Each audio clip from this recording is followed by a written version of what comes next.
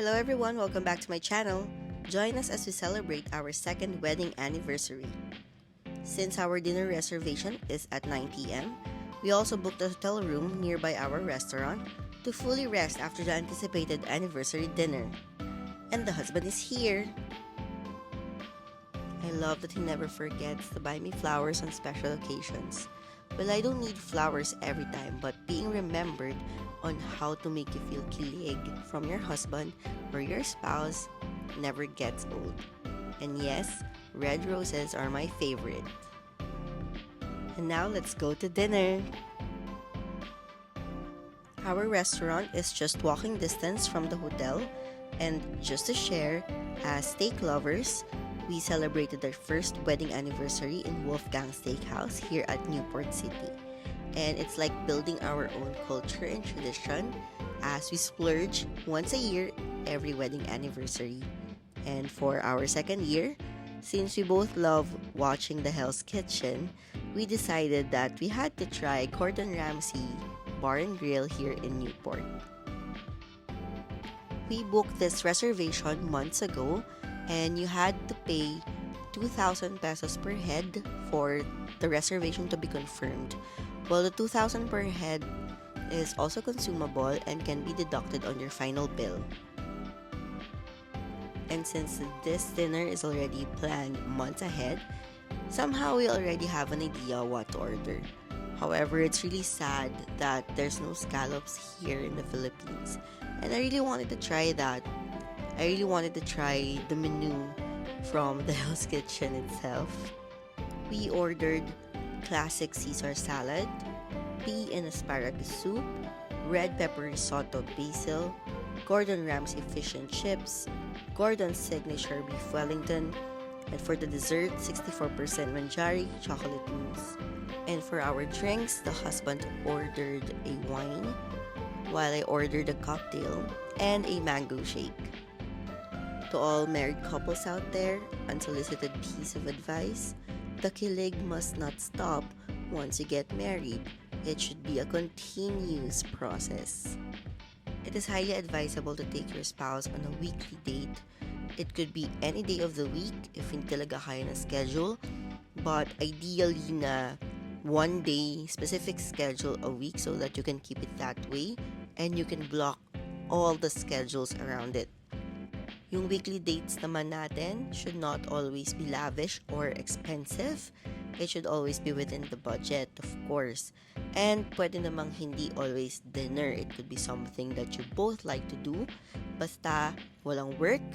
Also, if may family na, outside the family na ordinary time nyo. So it should be something special on a weekly basis, something that you should look forward to, something that you really have to prepare yourself with. Our weekly dates ng husband ko is not always expensive or lavish. Sometimes we eat in fast food or sometimes we just eat in like a local restaurant or a karinderya. But it's something na kaming dalawa lang, the time for the two of us, and as much as possible we avoid doing work or talking about work while doing that date. It's not always eating out for the two of us. Sometimes we watch a movie, we go out, we try to discover new stuff or new places. So iba-iba rin, depende sa trip yung mag-asawa. But the important thing is, kayong dalawa. And for our wedding anniversaries, we have decided to start this tradition of splurging on a special dinner. Like for example, the Wolfgang Steakhouse and now the Gordon Ramsay na restaurant. And we are aware of the gastos. Kasi syempre on average, you are to research magkano ba talaga yung gagastosin nyo when you eat at this type of restaurant. And it's something na very special because paghahandaan nyo parehas, pag-iipunan nyo, and ibubook nyo ahead because hindi ito pwedeng walk-ins lang or you'll take a chance on a seat, diba? So, this is something that you really prepare yourself with. What are the usual things we talk about during our dinners or dates or special occasions? Well, definitely, we try our best not to talk about work. And as much as possible, dapat wala talagang work because it should be a sacred time for the two of us na ang pag-uusapan lang namin is about our marriage and our relationship. Well, I know it feels awkward at first, but in practice and in time, you'd be able to get comfortable asking your spouse sensitive questions such as, what are the things that I can improve on? Or how can I improve as a spouse? Or how can I improve as a wife? Or how can I improve as a husband? Alam ko medyo sensitive yung mga topics or answers for those things, and baka takot ka na masaktan or ma-offend yung asawa mo, and sayang naman yung dinner or yung date nyo. But no, it should be a space for safe conversation. It should be dealt and received well with love and forgiveness, because both of you should have a mindset of improving your marriage, or how can you make it better. At dahil nag-uusap naman na din kaming dalawa during dinner or the special occasion, it's also the perfect time to appreciate your spouse. So habang buhay pa yung mga asawa natin, huwag tayong mahiya mag-express ng love and appreciation for them, how we thank them for doing the things that we love them doing. Let's say, even a small thing or a big thing, especially the big things, right? So, we also love hearing those appreciation, definitely. And huwag nating pagdamot yan, lalo na sa asawa natin. So, to recap what I have shared, na hindi nyo naman hiningi. So, first, never forget to take your spouse out on a date on a weekly basis. Yung date hindi parating dapat mahal, basta dapat pinaghandaan at dapat presensya yung dalawa ang nandun at walang trabaho. Pangalawa, be sure that you communicate on how can you improve as a spouse and what are the things you appreciate sa kanila.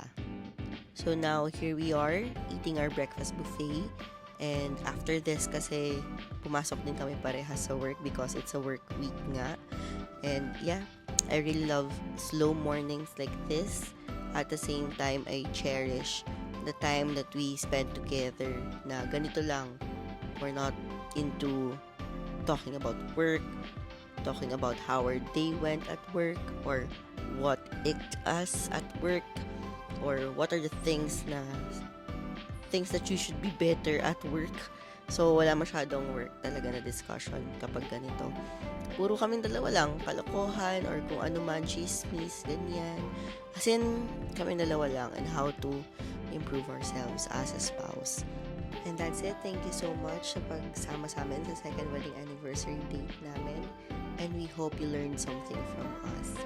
Thank you guys for watching!